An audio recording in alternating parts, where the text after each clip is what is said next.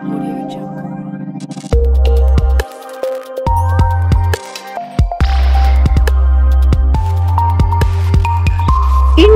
TV9 news Maharashtra.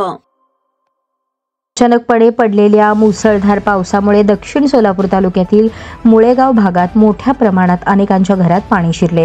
तात्काळ ग्रामपंचायत उपसरपंच शिवराज जाधव यांनी JCB बोलावून पाणी जाण्यासाठी मार्ग मोकळा केला। यावेळी ग्रामपंचायतचे इतर सदस्य उपस्थित होते। तर रस्त्याचा काही भाग पाण्यासह धुवून गेला असून काही शेतकऱ्यांच्या शेतातील माती वाहून गेली आहे।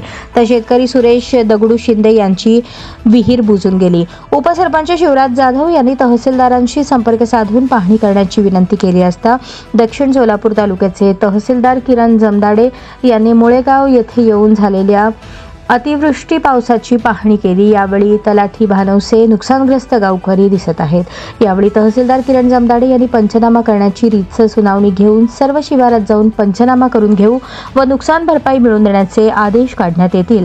तसेच अक्कलकोट विधानसभेचे आमदार सचिन कल्याण शेट्टी यांनीही अतिवृष्टी झालेल्या पावसामुळे शेतकऱ्यांचे जे नुकसान झाले आहे त्याचे पत्र मुख्यमंत्री देवेंद्र फडणवीस यांना पाठवले। या पत्रकात विधानसभेत झालेल्या शेतकऱ्यांच्या पिकांच्या नुकसानीचे मंडळनिहाय सरसकट पंचनामे करण्यास संबंधित अधिकाऱ्यांना सूचित करण्यात आले।